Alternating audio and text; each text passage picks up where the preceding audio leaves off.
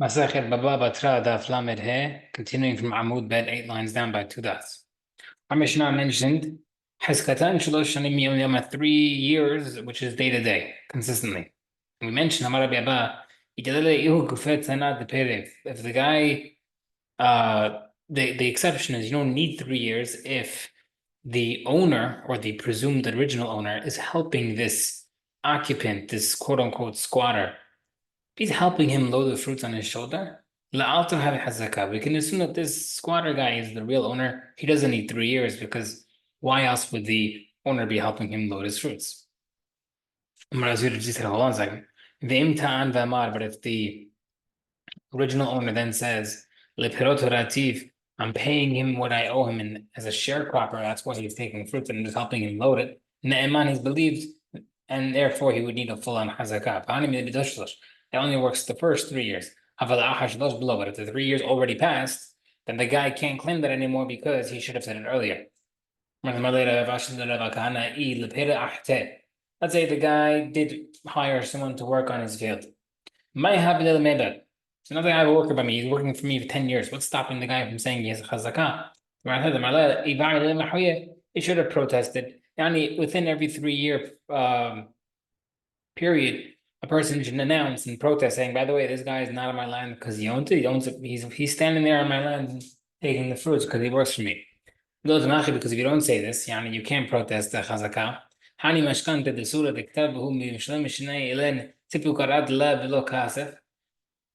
Right, so if we can't protest a person on your land, then there's a certain loan payout called the surah security, which is what they used to do is I used to let's say I lend someone $1,000, and instead of him paying me back the cash every year, I get to use his land for $100. Right, no matter how much fruits I use, whether it's less or more. I'm buying out the fruits for the year for $100, so I get to use his land for 10 years, and then he doesn't have to pay me back any cash. So now what happens? I'm there for 10 years. Now what would be the problem with that? So now what would be the problem with that? Because if I'm there for 10 years in this guy's land for using his fruits, then if I want to just hide the document that says I lent him money, I could just claim I bought it from him. Now, we did that. Say that would Hachamim allow arrangement that would cause this borrower to lose? There must be a solution. Like over there, the guy must be the case loan. The guy within every 3 year period should protest and announce, "Hey, Eitan is not owning the field and using it because of ownership. Rather, he has rights to the fruits." So too over here in the case of a sharecropper as well. You should protest before 3 full years pass. Israel haba. Sorry, Mahmat Oved Kochavim. A Jew buys the land from a goy. Now a goy has this land from a previous Jew owner, and we're not sure entirely how he acquired it. He has the same right as the goy. The goy can't claim he made a chazakah 3 years. He has to bring a document. Also, a Jew must have a document if he bought it from a goy to prove that he owns it. Right? So usually a guy, we said earlier a few dapim ago, that a person only usually watches a document after 3 years, until 3 years. If you bought it from a goy, keep it for longer. The Jew, however, says, if the Jew said that the goy told me that he bought the land from you, then he's believed. And if the goy told me that he bought from a Jew, then he's believed. And the Gemara says, 1 second. How's that possible? If I say it, I'm not believed. If I say that the goy bought it from him, if the goy says that he bought it, he's not believed. But if the Jew said it and the goy said it, then the guy is believed to say that he bought it from Reuven. So what's the if the Jew said it? If the Jew testifies that the goy bought it from Reuven previously and I bought it from the goy afterward, Mehem just believe because because he wanted to lie, he could have just easily said, I bought it from Reuven directly. And therefore, if he says the goy bought it from Reuven, he's believed, and he is the rightful owner. He was from the goy. We had another. We had this previously as well. Someone takes the blade and the rope. ואמר איזה לא יקרה לפלניה דיק זנה מינד נהמנן לא חסבין is moved to the cloud the delay. Remember I asked earlier, if I take a blade and a rope and I go to someone else's palm tree and I'm saying I'm cutting down my fruits that I'm owed, I'm believed because the person doesn't have the chutzpah to cut down someone else's fruits. Someone who is in the land that's outside the wild animal wall. So these used to be by fields. They used to have a strip of land that is meant for wild animals so they don't approach my property.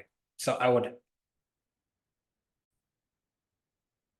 I would do is I would plant some vegetation or whatnot on this outside strip of land, no man's land, so that the wild beasts stay there and eat there versus coming into my property. So let's say a guy stays there for 3 years. Lo hafiz hazakah, he has no hazakah. My time, why? Because the owner would say, I planted that stuff for for the animals to use. So I didn't care that he was using it, therefore I didn't need to process.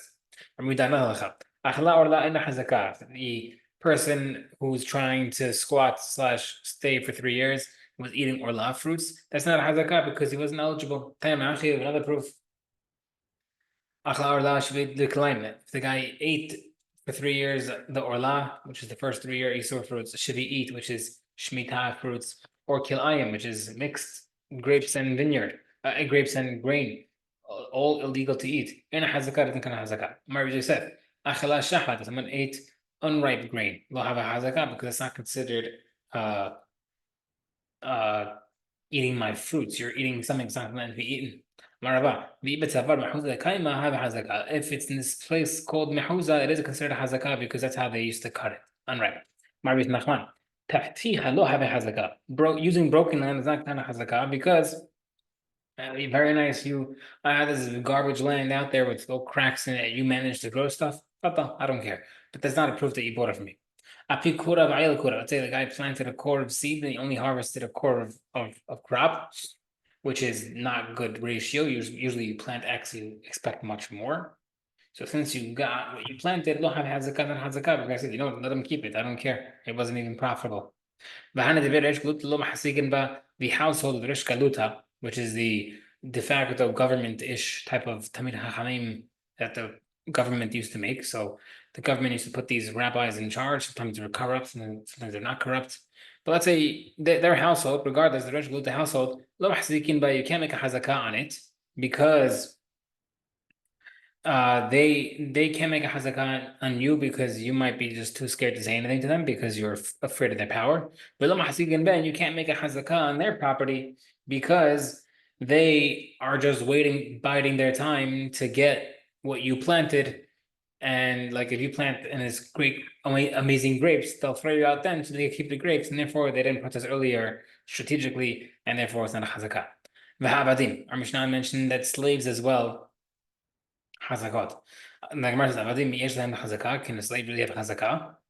V'amar Shakish hakoderot ino hazakah. Shakish said that animals don't have hazakah because animals roam, and therefore, because animals can cross into my property, so too an eved can cross into my property, literally walk in, and therefore it's not considered hazakah just because I'm showing ownership.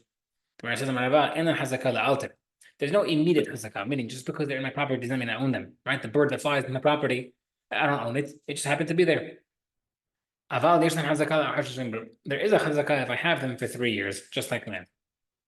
Marava, let's say it was an infant Eved sleeping in a crib. That isn't immediate hazakah because that's like a piece of land that can't move. Obvious. It can't move around, then it's like automatic.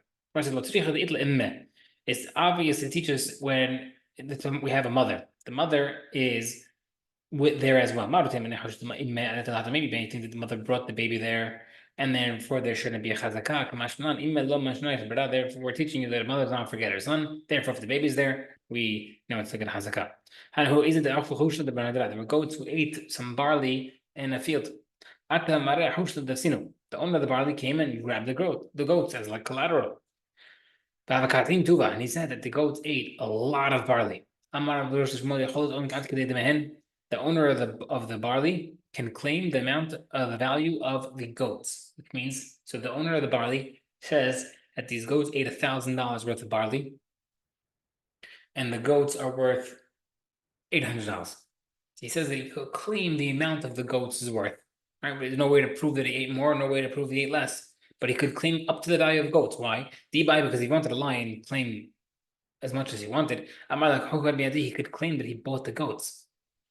And therefore, since he has the goats and he's willing to return them, and he just wants to get payment for the barley, he could claim up to the value of the goats themselves, because that's how much he's believed to claim the damage of the work. Where it says, so what do we mean? I thought we said animals that roam, and goats will be part of that. They have no hazakah, so you can't be believed to say that he bought the goats. Versus Shani easy, the Misir al Ra'i. Goats is different because the goats are handed over to the shepherd. Where it says, Aika Tafra the Panya.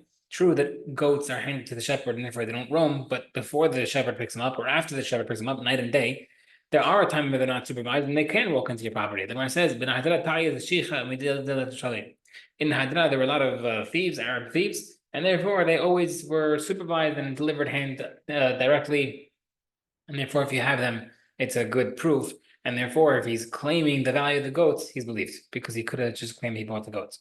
Rabbi Ishmael said on a Mishnah that if it's like a field that gets watered by rain, you need it for 3 months in the first and third year. And Rabbi Akiva said 1 month. So what's the machloket based off? Maybe the machloket between Rabbi Akiva and Rabbi Ishmael is regarding the planting. The Rabbi Ishmael holds that plowing is not part of hazakah, and that's why you need 3 months for the planting and harvesting. The Rabbi Akiva savar need to have a hazakah. Rabbi Akiva holds no, plowing is good enough to establish hazakah. Therefore, you need a month. Even a month is okay. Like Mar says, if it is better, how does that make sense? Let Rabbi Akiva not eat a chodesh. So if Rabbi Akiva holds that plowing is sufficient, then why do you need a full month for that? I feel if he plows for 1 day, it should be good enough. Mar says,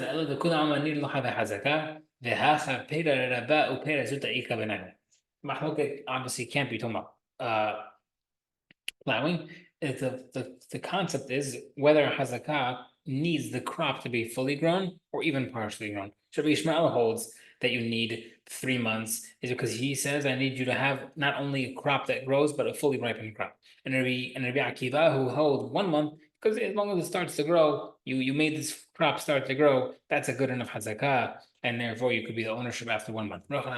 Amen.